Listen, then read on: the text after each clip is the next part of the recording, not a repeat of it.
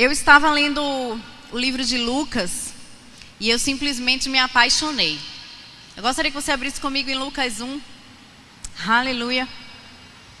Lucas 1. Para quem não sabe aqui, Lucas era médico. Mas eu descobri que ele também era praticamente um policial, gente. Investigador nato. E eu vou provar isso a você. Abriu aí Lucas capítulo 1, versículo 1. Amém? Tu corre música comigo hoje? Vamos embora. Lucas capítulo 1 diz assim: visto que muitos houve que empreenderam uma narração coordenada dos fatos que entre nós se realizaram. Ele está falando aqui dos outros discípulos que andavam com Jesus e que estavam citando a Bíblia e citando Jesus antes dele.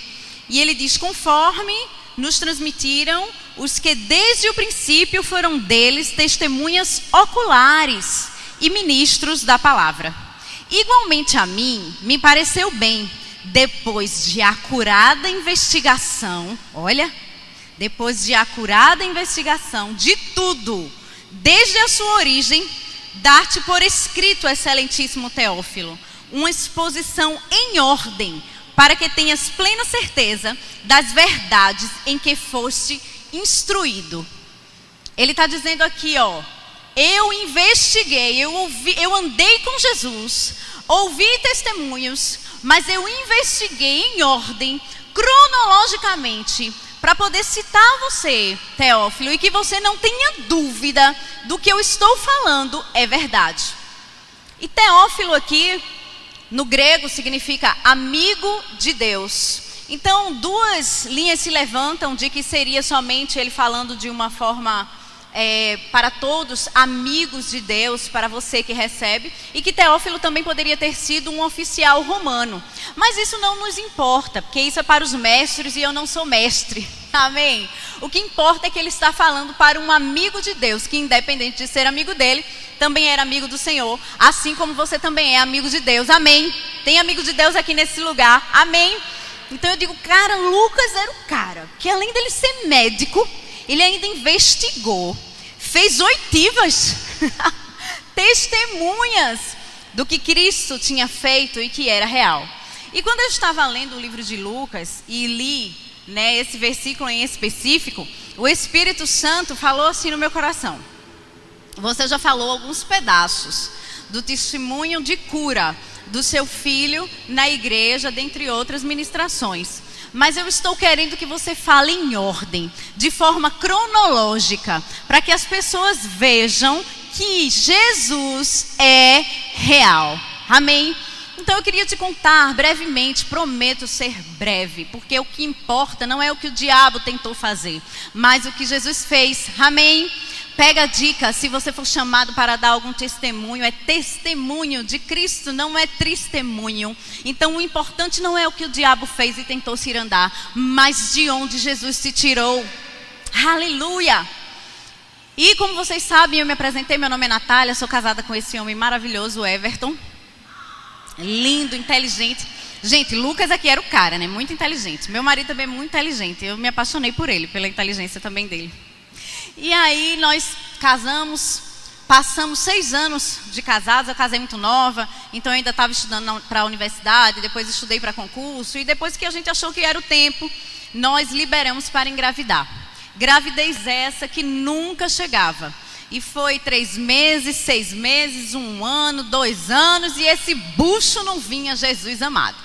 Quem é mulher aqui sabe e que está tentando engravidar, você está tentando e você vai engravidar, porque nós confiamos na palavra, amém?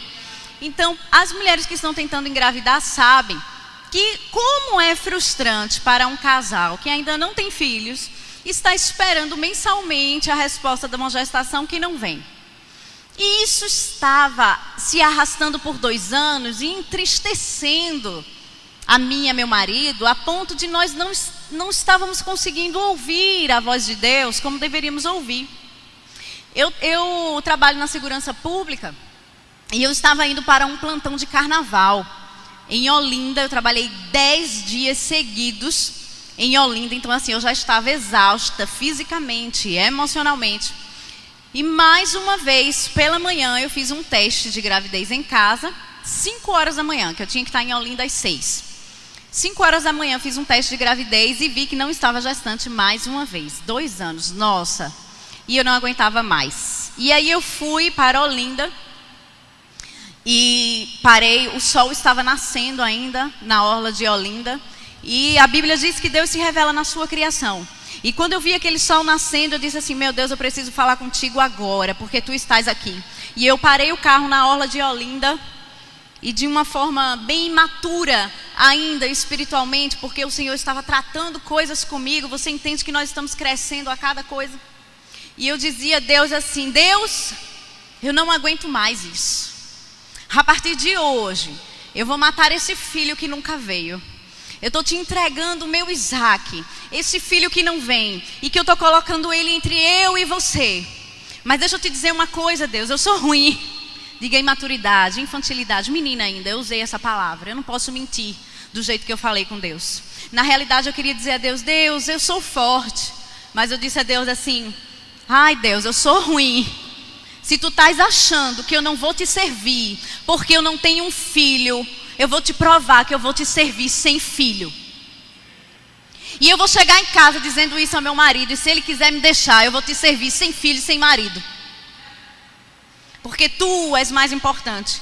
Porque definitivamente tu não me tiraste do império das trevas para estar aqui me rastejando, sofrendo por algo que não seja o Senhor, o teu amor. E aí trabalhei, cheguei em casa, chamei meu marido e disse, a partir de hoje, ninguém ora mais por filho nesta casa. Nós iremos servir ao Senhor, independente de. E junta dinheiro que eu quero ir para a Europa. Foi ou não foi? Ele está aqui que não me deixa mentir. E meu marido disse assim, tá certo, amém. E eu disse, meu Deus. E eu só queria ter filho, gente, no início, por causa dele. Que ele é que era o louco da história por criança, eu não. A minha família, minha avó, materna, paterna, 9 mulheres, nenhuma teve filho, nenhuma casou, uma coisa assim, eu não sei o que é que tem nessa família. Então eu fui criada nesse meio onde as mulheres não tinham filho. Então eu não fui criada para a maternidade, até porque eu fui criada com a minha avó. Então eu não tive a maternidade. E meu marido sempre quis ter filho. E ele disse assim, eu disse, pronto, é agora que esse homem me deixa. E ele disse assim, tá bom, vamos embora. E eu digo, tá homem macho, viu? Porque a história de macho dele vem desde antes, desde o namoro, que fica para outro testemunho, culto de casais. E aí, ele disse, tá bom, começar a juntar dinheiro para viajar. 2 meses depois, eu estava gestante. Sem acreditar que estava, porque eu já tinha entregue ao Senhor. Eu descansei, mas na realidade o que eu fiz foi dizer a Deus, a partir de hoje eu não coloco mais nada entre mim e entre você, Deus. A partir de hoje sou eu e você. E como eu tinha dito anteriormente, eu vou continuar te servindo. E a gestação veio e o corpo modificando e eu dizendo, não é porque eu estou ficando gorda. E a menina da limpeza do meu trabalho fazia, tu tá é buchuda. Aí eu fazia, tô não menina, que eu não posso engravidar. Aí ela fazia, sei. E depois de uma semana eu fiz o teste lá mesmo em Olinda, no trabalho. A primeira a saber foi ela, Rose, da limpeza. E eu fiz, Rose, tu não acredita? Ela, eu já sei. E eu cheguei em casa contando e foi aquela alegria toda, meu marido chorou, etc e tal.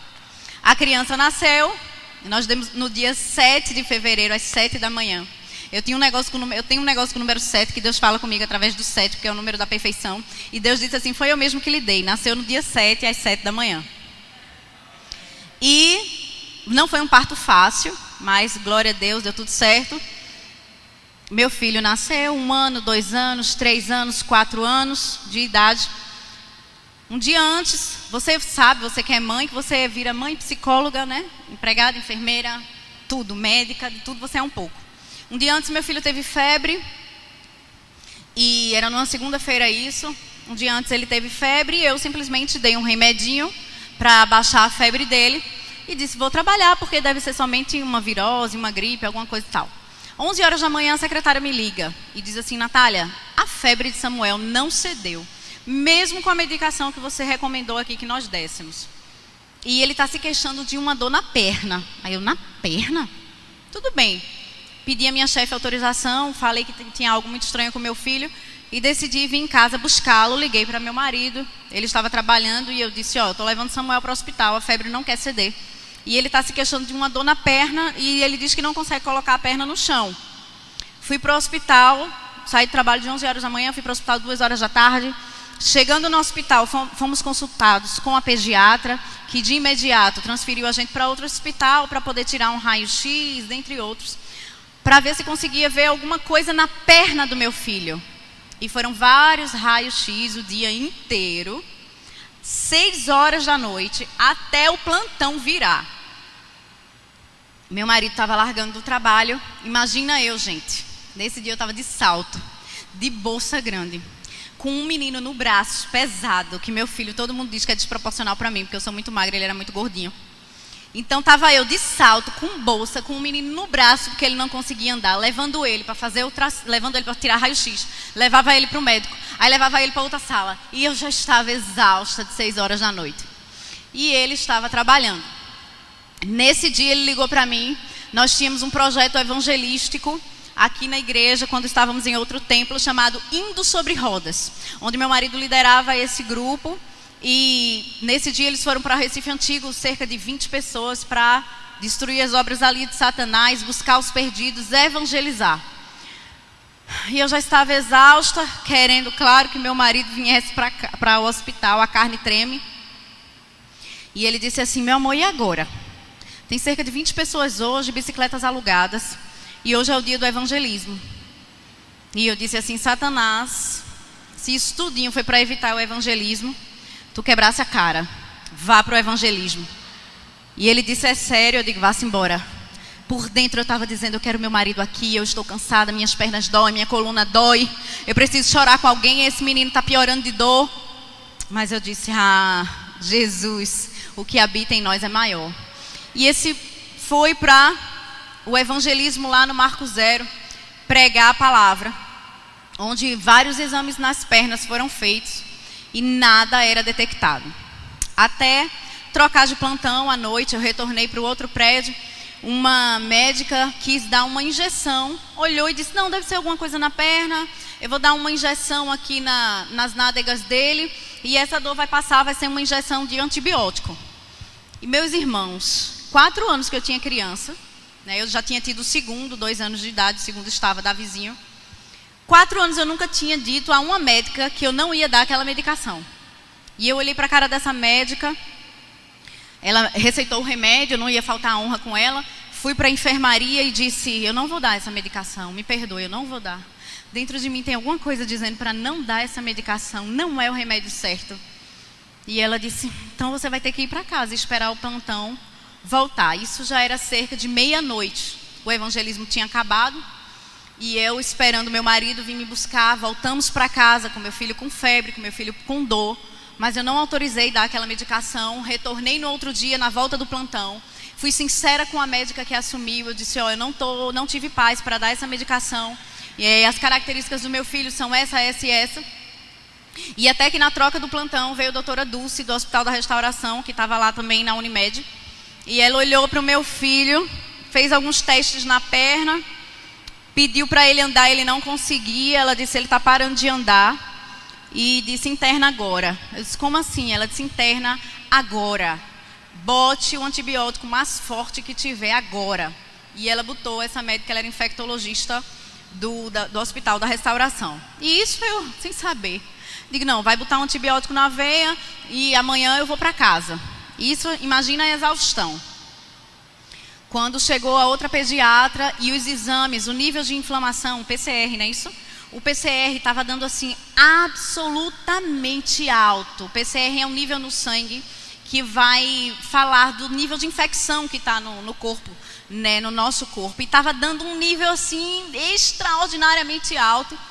E ela disse, eu vou estar transferindo você para um apartamento lá na Unimed 3. Ele vai ter que sair da emergência e nós vamos definitivamente ter que interná-lo. Eu vou encaminhar ele para um ortopedista para analisar o que é isso aí nessa perna que está parando a perna desse menino. Então nós já estávamos com infectologista, pediatra e ortopedista lá no hospital. que pediu uma ultrassom e que pediu, por fim, uma ressonância magnética numa criança de 4 anos de idade que tinha que entrar dentro de um tubo. Então aí foi a primeira anestesia geral dele para poder pegar a primeira ressonância. Antes da ressonância, o ortopedista pediu a ressonância, foi isso mesmo. Quando saiu o resultado da ressonância, ele disse assim: a gente vai ter que botar um neurologista aí no meio, porque o problema é na medula. Imagina você estar recebendo só notícia ruim, irmão. Só notícia ruim. Então aí eu estava com pediatra, infectologista, ortopedista e agora um neurocirurgião que veio conversar conosco e disse: ó, o seu filho está com um abscesso que está infeccionando, formando uma grande infecção na coluna do seu filho, e essa infecção está descendo, está pressionando a medula, e a medula está pressionando os nervos da perna e está paralisando as pernas do seu filho. E eu disse: meu Deus, é agora. O que é que a gente vai fazer? Sabe, irmãos, eu estava numa pegada tão forte na igreja que se não fosse as palavras que eu tinha recebido naquele tempo, eu não tinha sustentado. Porque o que sustenta você é a palavra, é o congregar, é a manifestação do Senhor. Se eu tivesse desgarrada, eu não tinha tido forças. Se eu não tivesse o meu pastoreio naquela época, eu não tinha tido forças, irmãos. Por isso, você está vigilante, ouvindo, orando, porque um dia mau ele pode chegar. Mas se você não estiver debaixo da palavra, sustentando dela, você não aguenta. E os relatórios eram os piores possíveis. E eu lembro que teve um dia que o médico chegou para mim, no posto médico, o neurocirurgião, e ele disse assim: mãe, venha cá. Saíram muitos resultados do exame de Samuel. E ele já está tendo uma osteolite, que é uma inflamação, indo com uma infecção no osso e uma coisa toda mais. Eu sei que seu filho pode ficar com muitas sequelas aqui na perna. Tá? A gente vai tentar o antibiótico, 2 antibióticos mais fortes, a gente vai trocar, porque ele não está reagindo ao primeiro. A gente vai trocar para 2 antibióticos, os mais fortes que tem, no nível mais alto que tem para o peso dele. Então eu vou trocar um antibiótico e subir dose. O que era para ficar um dia no hospital, foram 35 dias no hospital. Onde meu filho de 2 anos estava chamando a minha secretária de mãe, porque eu não estava em casa mais, né? Eu só estava com o meu primeiro, então literalmente eu morei no hospital. E eu me lembro dele dando todo aquele diagnóstico, e aí reuniram-se os 4 médicos no posto. Eu saí da sala para poder ele me falar o que estava acontecendo ali com Samuel. E foi só relatório ruim. Tudo que ele disseram, não importa o que ele disse, foi só relatório ruim. E eu me lembro que quando eles terminaram de falar, eu disse assim ao neurologista: doutor, porque todas as chances estavam no neurologista, né? Todas as atenções estavam nele naquele momento. E eu disse: doutor, eu creio na sua profissão. Eu tenho certeza que foi inspiração divina a medicina. Porque a medicina, ela nos traz a cura. E o Senhor está aqui para me auxiliar na cura do meu filho. Até onde vocês vão, eu não sei. Eu quero que vocês cheguem até onde vocês conseguem ir. Mas quando vocês não conseguirem mais ir para lugar nenhum, eu creio na intervenção divina. Então eu só lhe peço uma coisa essa noite, doutor: não vou negociar a minha fé. Não frustre a minha fé. Não frustre a fé de uma mãe que está acreditando na intervenção divina. E nisso eu estava no posto médico, as enfermeiras iam chegando assim, ó, minha gente, como quem não quer nada, porque dizia assim: meu Deus do céu, essa mulher está dando um balo no médico, né? E elas iam se chegando e fingindo. Teve uma que fingiu que estava abrindo a gaveta e pegando alguma coisa assim, só para ouvir o que é que eu estava falando. E o posto médico estava cheio, os médicos também. Quando ele olhou para mim que eu falei aquilo, ele fez: eu quero pedir autorização à senhora, mãe, para pegar todos esses exames e levar para o Hospital da Restauração, para que a equipe de neurologistas investigue esse caso juntamente comigo. E eu disse: o senhor tem a minha autorização, faça o que tiver dentro das suas possibilidades. Mas não se preocupe não, porque quando o senhor não conseguir mais, eu sei quem é que consegue. E esse homem foi e direcionou todo o tratamento com muita excelência. Meu filho passou por 2 procedimentos cirúrgicos e eu chegava na sala, irmão, no bloco cirúrgico, e eu não sabia mais. Tinha hora que eu não sabia mais o que orar. Eu orava em línguas, eu não sabia mais o que orar. E teve uma hora que eu disse: Senhor, eu simplesmente descanso, eu não tenho mais o que fazer. No primeiro procedimento cirúrgico. No segundo procedimento cirúrgico, eu sei, sabe por que eu estou falando de cura nessa noite? Porque eu sei como foi que eu cheguei aqui nesse lugar doente. Meu marido já tinha feito cirurgia em um joelho. tinha rompido os outros 2 ligamentos, tinha feito 3 cirurgias nesse joelho, uma em cima da outra. Eu já estava preparando o meu psicológico para eu ter um marido sem perna. Sem perna. Eu dizia, eu preciso me preparar, porque meu marido vai perder a perna. E eu vou ter um marido sem perna. Eu era de outra igreja, e eu que não tinha o hábito de pedir ajuda, tinha um filho sozinho em casa, e tive que pedir ajuda pelo Facebook.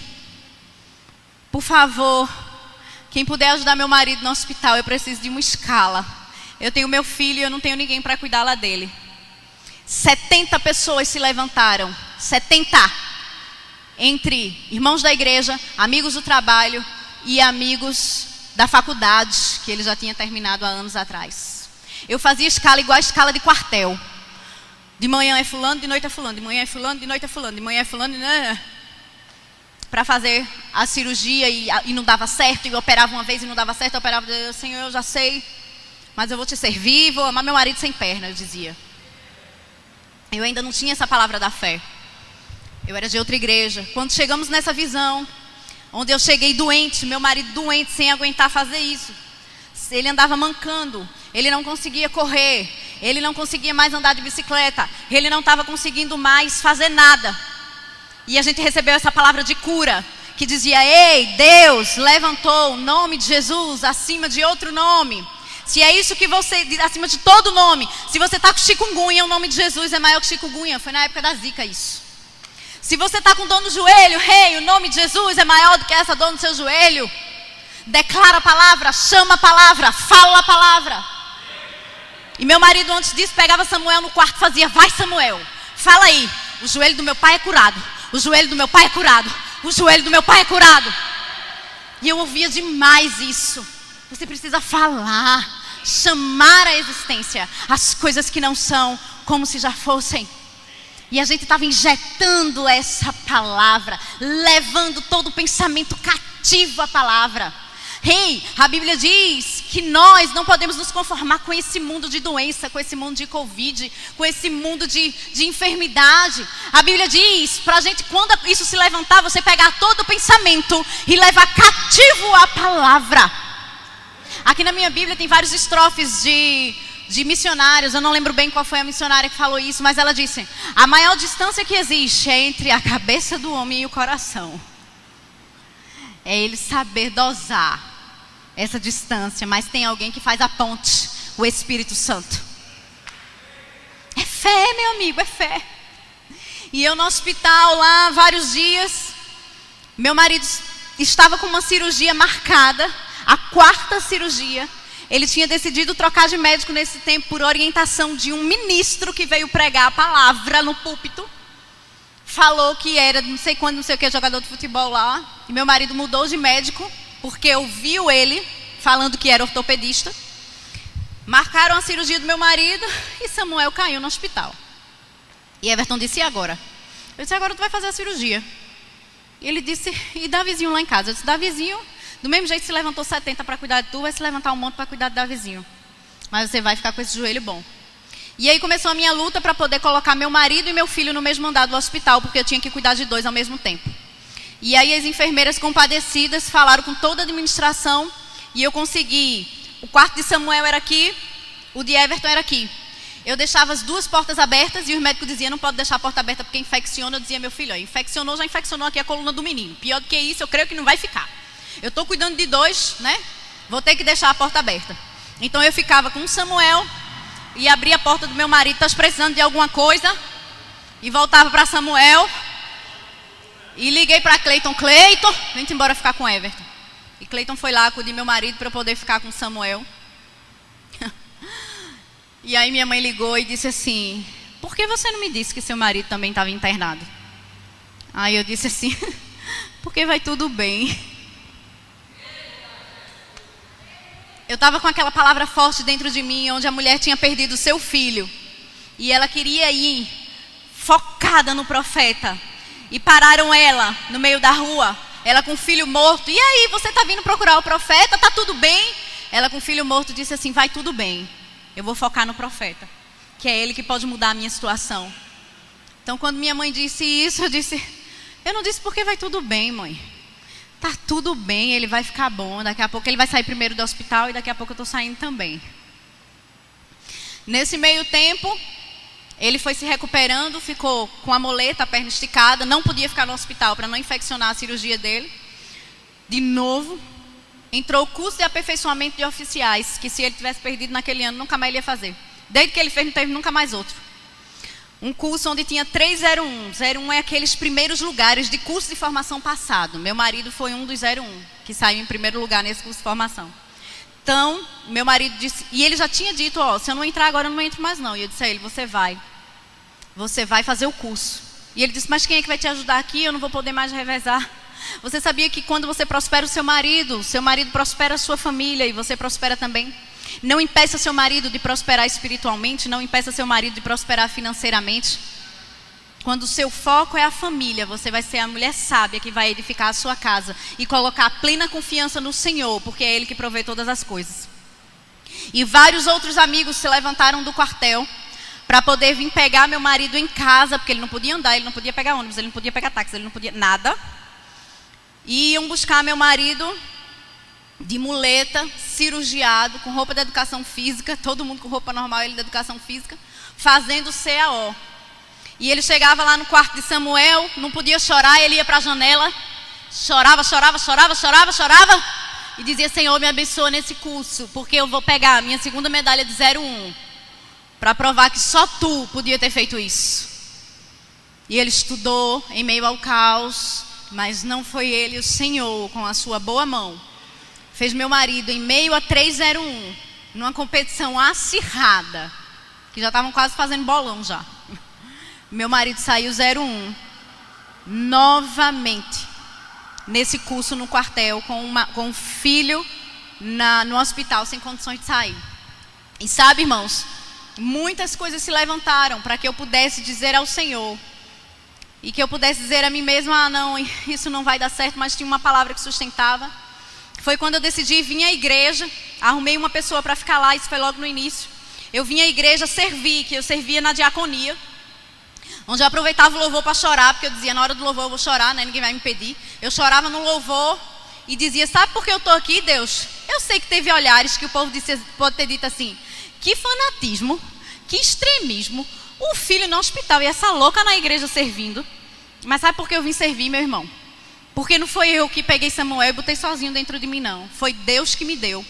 Então eu estava em plena consciência de que aquele filho não era meu, aquele filho era dele. E eu disse ao Senhor, Deus, Samuel é teu.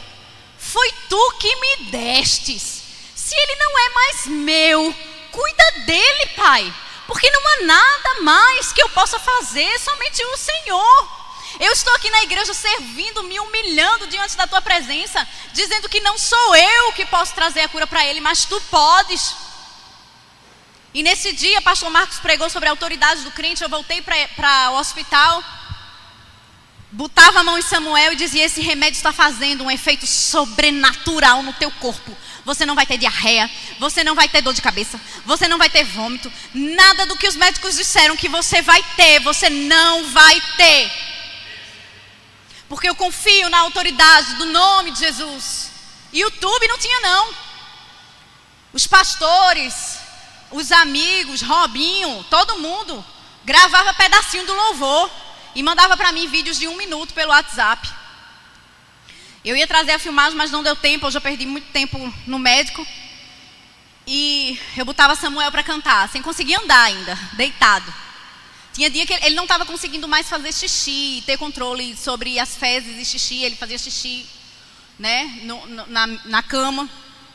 E eu lembro que eu filmava assim para o pessoal, canta aí, Samuel. E Samuel, bem fraquinho, só vai melhorar. E eu canto a Samuel e ele, só vai melhorar, só vai melhorar. Eu não vou parar. E ele cantava essa música toda com 4 anos de idade.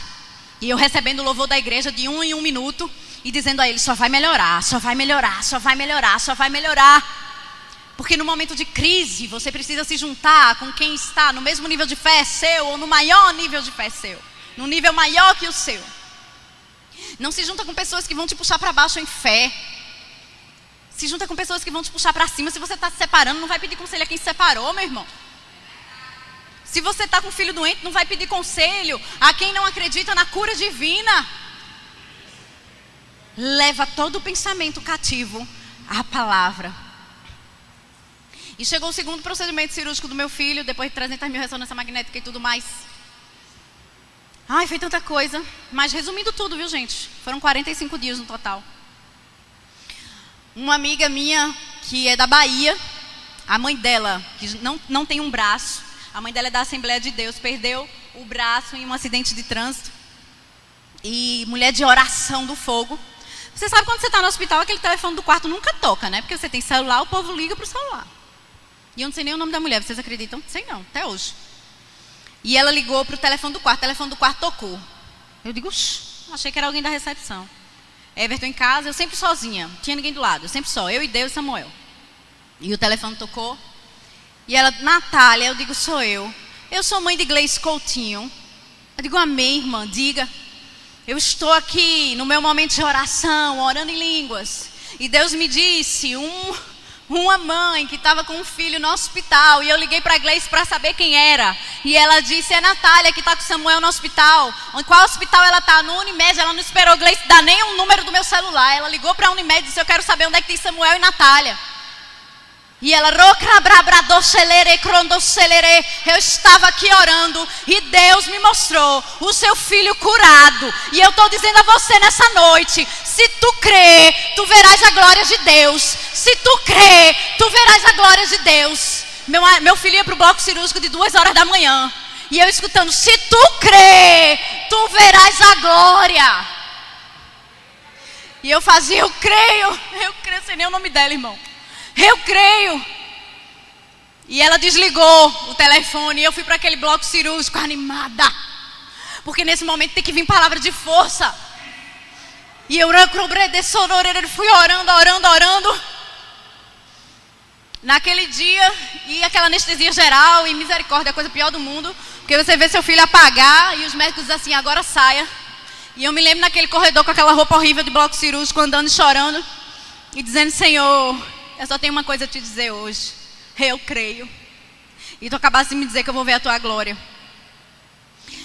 Samuel fez o outro procedimento. Quando a gente voltou para o bloco cirúrgico, cerca de 3h30 da manhã, 3h40, perto de 4 horas da manhã. Só estava eu nesse canto. Eles botaram criança no cantinho para evitar risco de infecção na sala de recuperação, dentro ainda do bloco cirúrgico. E tinha outra mulher, como daqui onde Malu está. E de repente, eu escutei lá no cantinho.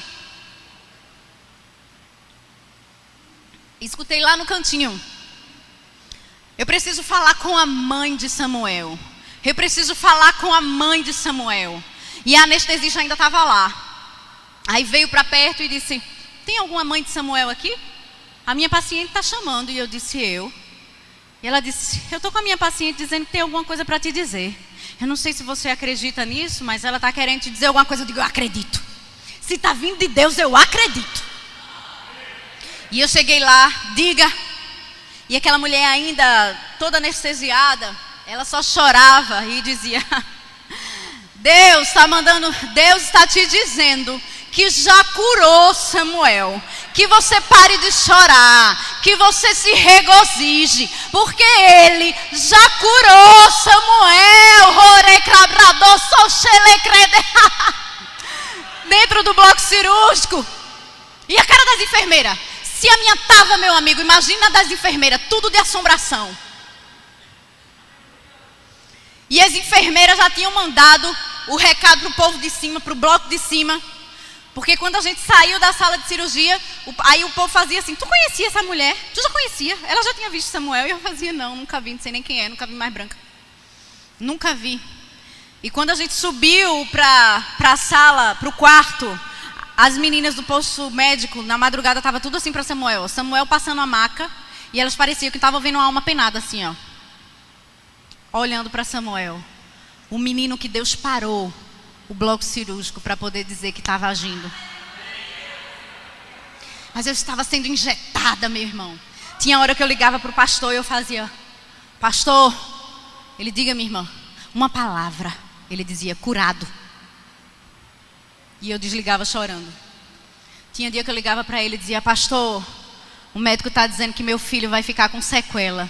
E ele dizia: nada vai ficar sobrando errado, nada. Vai ficar com sequela. Ele dizia: seu filho não tem nada. Ele vai ficar sem nada. E sempre que eu ligava para ele, ele dizia uma palavra, ele dizia: curado. Curado, curado. E meu filho foi recuperando o andar das pernas naquele hospital. Nós ainda ficamos 15 dias em home care, terminando o tratamento, onde as enfermeiras, elas trocavam de plantão lá em casa. E teve que mover uma equipe médica para poder tirar meu filho do hospital. E eu me lembro até hoje a cara da médica do home care, desculpe a expressão, bom nordestino, arretada. A médica, levaram uma maca, tiraram a médica do lugar, porque podia ter sido só a enfermeira ou alguém. A médica foi lá, meu filho com soro, remédio, e foi andando para a maca.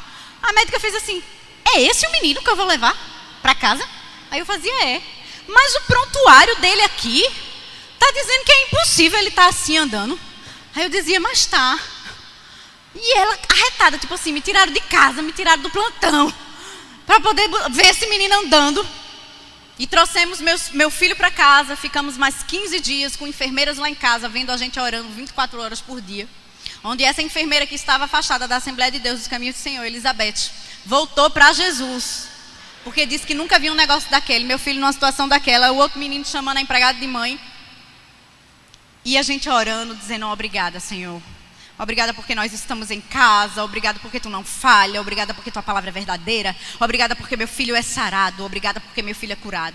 Obrigada porque todas as células do corpo do meu filho estão sendo regeneradas nesse momento. Obrigada, Senhor, porque a coluna dele não tem nada. Obrigada porque o médico está dizendo que vai ficar sequela, mas eu estou dizendo: não ficará sequela nenhuma no nome de Jesus. Porque eu fico com aquela palavra que tu disseste que já curasse o meu filho. E assim foi.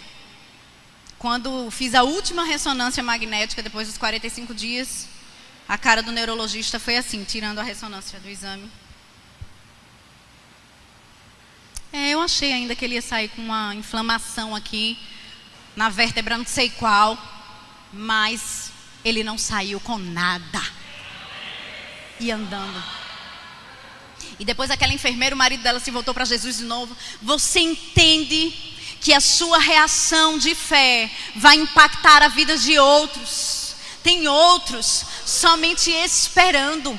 Quando Lucas disse assim: eu fui buscar testemunhas oculares, para que vocês não tenham dúvida.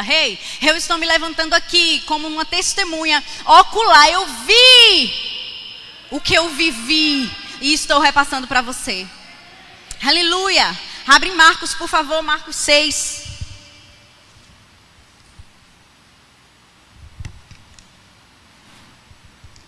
Aleluia. Marcos 5, 36. Jesus, ele quando veio, ele veio para destruir as obras do diabo. Roubar, matar e destruir são as obras do Satanás. Jesus não manda doença para ninguém, porque não é papel de Jesus matar, roubar e destruir. É papel de Jesus curar. Mas deixa eu te dizer uma coisa nessa noite: melhor do que a cura é a saúde divina. Deus não quer você se arrastando procurando um milagre. Deus quer você andando na plena abundância da vida em Cristo Jesus. Na ressurreição da filha de Jairo, quando Jesus chegou naquela casa, as pessoas estavam dizendo: Jairo, tua filha já morreu, no versículo 35. Por que ainda incomodas o mestre? Mas Jesus, no versículo 36 diz: mas Jesus, sem acudir tais palavras, disse ao chefe da sinagoga: não temas, crê somente.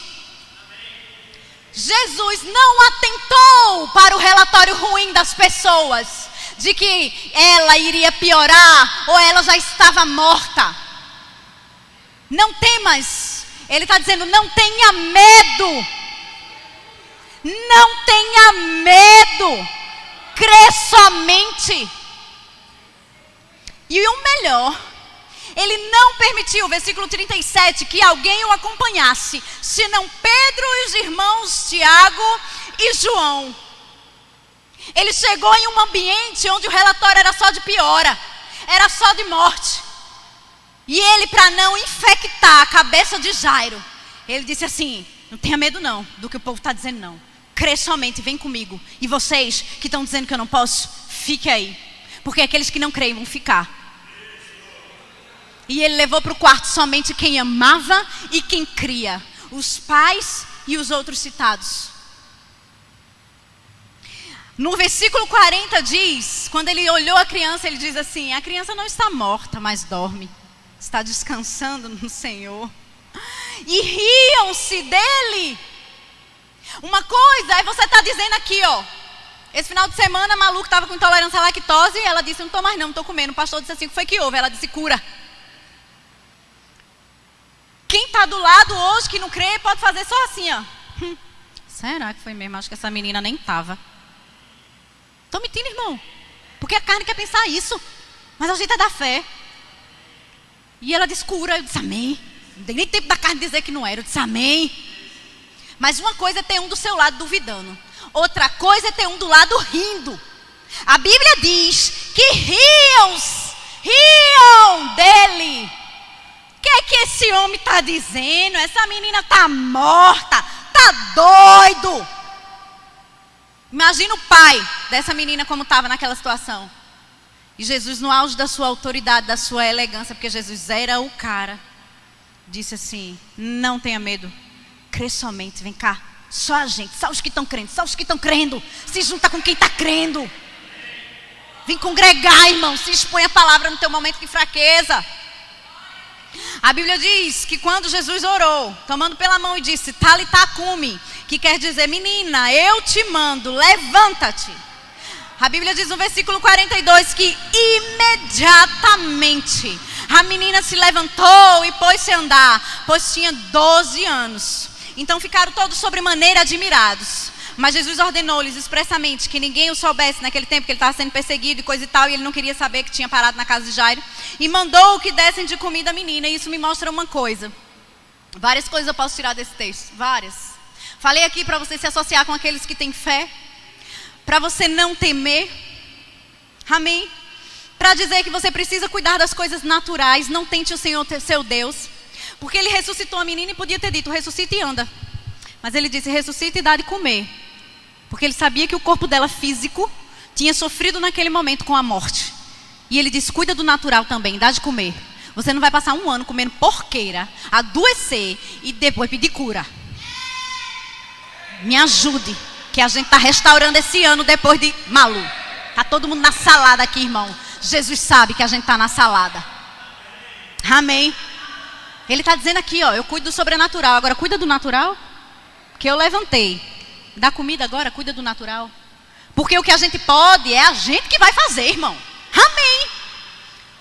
Mas se veio algo, meu irmão, que você não provocou, meu Deus, mesmo que você tenha provocado, Deus ainda é tão misericórdia que você se arrepende e Ele lhe cura. Porque Jesus é assim. Mas isso não é para nós fazermos. A gente vai cuidar do nosso templo e morada. Amém. Glória a Deus. Jesus está dizendo aqui, irmãos, aleluia, que Ele é suficiente para poder perdoar pecados e cuidar da sua saúde e lhe dar cura. Nós encontramos a palavra e ouvimos sempre que Jesus perdoa os pecados, mas é tão difícil para as pessoas crerem que Jesus cura. Ele cura, irmão. A Bíblia diz que Ele não mudou, Ele é o mesmo ontem, hoje e sempre. O que está faltando? Você crê, porque Ele continua sendo Deus do impossível. Em Lucas, abre lá Lucas, rapidinho, Lucas 11, versículo 7. Lucas 11, a partir do 5, fala da parábola do amigo importuno. Onde estava o pai com os filhos em casa. E um amigo estava batendo na porta, já de noite. E ele dizia: não me importune, a porta já está fechada. Os meus filhos estão comigo, já estão deitados, vai para lá.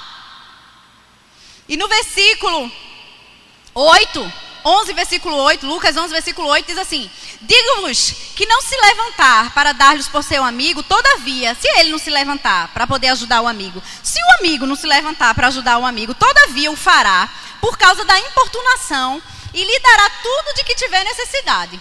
Ele está dizendo assim, ó, por mais que você esteja orando agora e não está vindo, se você continuar batendo, vai se abrir. Porque se ele não se abrir naquele momento, mas só pela importunação, vai se abrir. E ele continua dizendo assim, ó, no 9. Por isso vos digo, pedi e dá-se-vos-á. Buscai e achareis. Batei e abrir-vos-á. Pois todo o que pede, recebe. O que busca, encontra. E a quem bate, abre-se-lhe-á. Qual dentre vós, o pai, que se o filho lhe pedir pão, lhe dará uma pedra? Ou pedir peixe, lhe dará ao lugar do peixe uma cobra? Ou se lhe pedir um ovo, lhe dará um escorpião? Ora, se vós que sois maus, sabeis dar boas dádivas aos seus filhos, quanto mais o Pai Celestial dará o Espírito Santo àqueles que lhe pedirem. Meu Deus! Não sei você, meu irmão, mas se meu filho me pedir alguma coisa, eu não vou mandar um câncer para ele, não. Eu posso não dar naquele momento porque ele não está merecendo. Mas eu que sou mau, sem dar boas coisas aos meus filhos, quanto mais o Deus que está no céu, que deu somente Jesus na cruz para morrer por você e por mim, quando quem era para estar naquela cruz era eu, era você. Eu me converti com 15 anos e eu fazia parte de um grupo de teatro. Foi o que me segurou na minha adolescência, glória a Deus, pelo grupo de teatro das igrejas.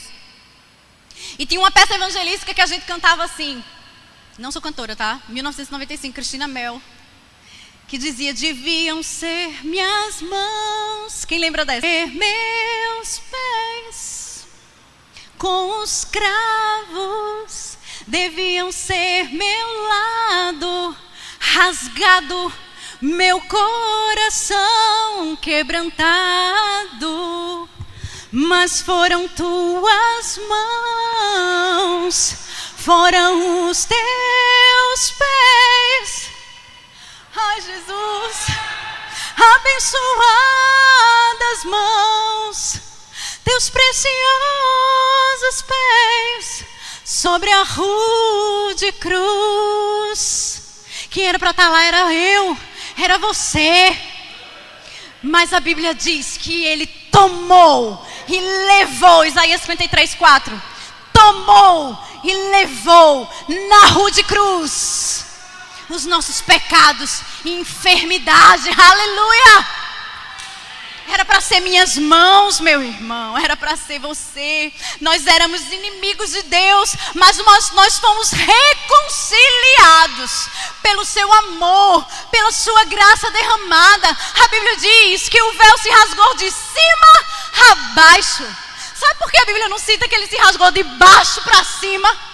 Porque você e eu não poderíamos fazer nada para chegar junto desse Jesus na nossa própria força. Por isso que ele rasgou de cima a baixo, porque veio dele. Jesus desceu, Jesus não caiu. Quem caiu foi Satanás. Jesus desceu dos céus, conforme lhe foi determinado, para poder morrer por mim, para poder morrer por você.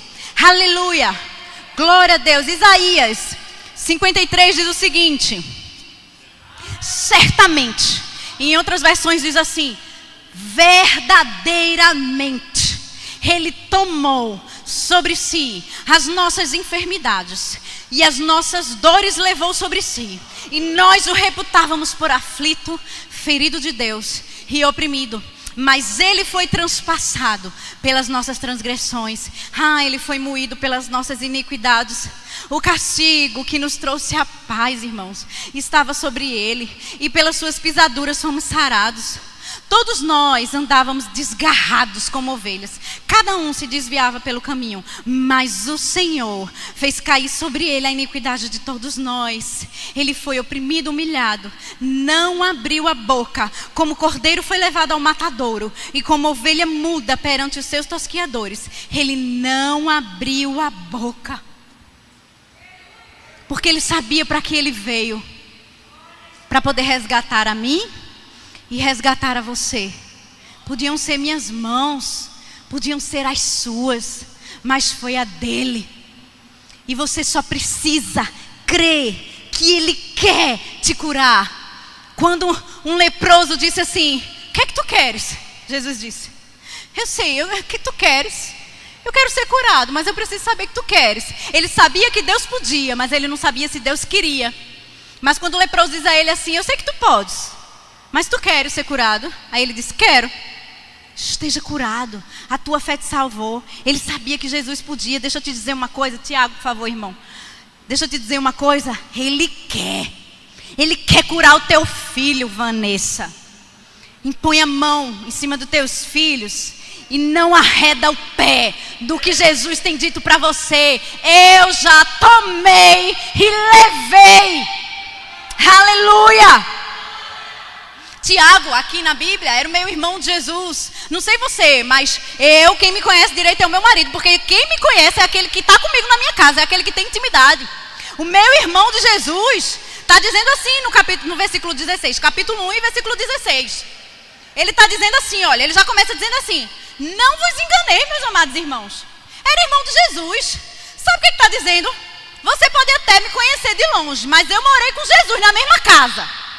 Então não vos enganeis, não tenha dúvidas. Toda boa dádiva, todo dom perfeito, são lá do alto, descendo do Pai das luzes, em que não pode existir variação ou sombra de mudança, pois segundo o seu querer Ele nos gerou pela palavra da verdade, para que fôssemos como que primícias da sua casa, das suas criaturas.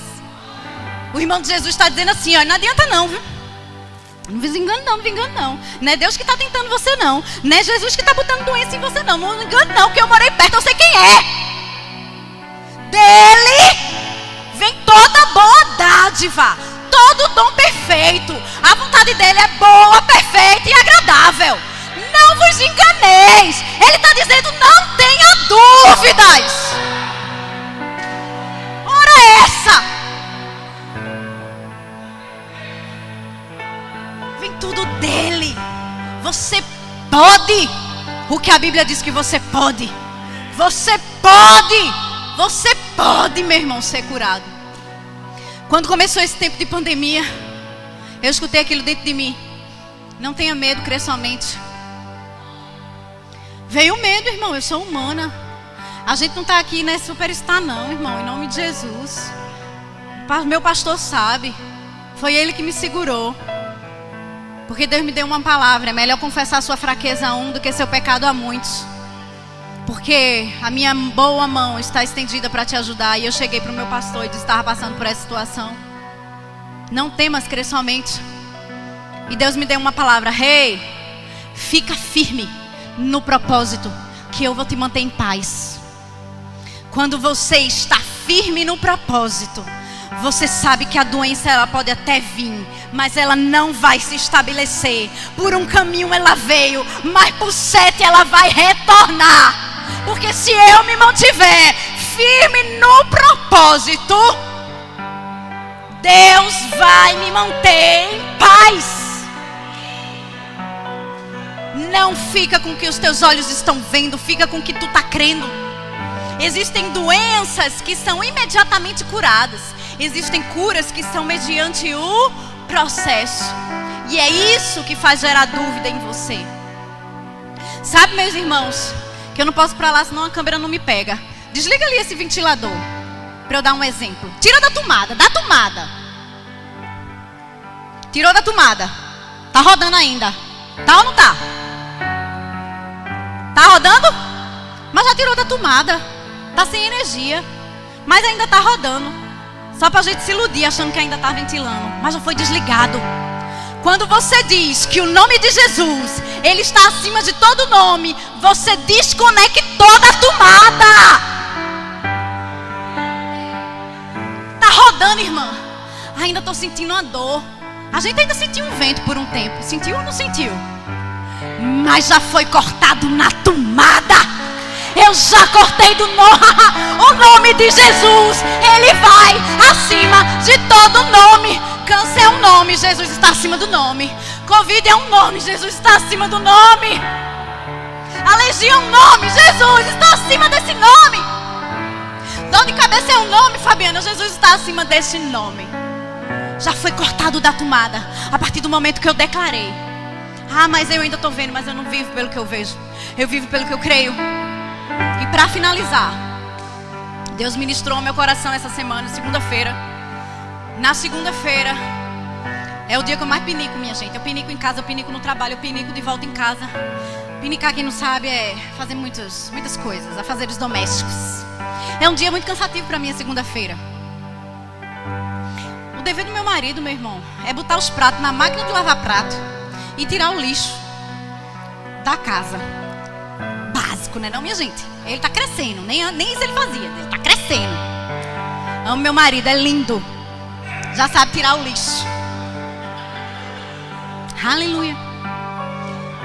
E nesse dia, eu me acordei, almoço, cozinha, tarefa dos meninos, toma banho nas carreiras, ele chega para render, para ficar com os meninos, e eu vou me embora trabalhar. E chega lá, já tem 350 mil pessoas me esperando, e eu atendo aquele povo, todo mundo, e eu não tenho tempo nem de comer, nem de beber água. Aí eu volto para casa, a minha garagem é perto da minha cozinha, perto da área de serviço onde fica o lixo.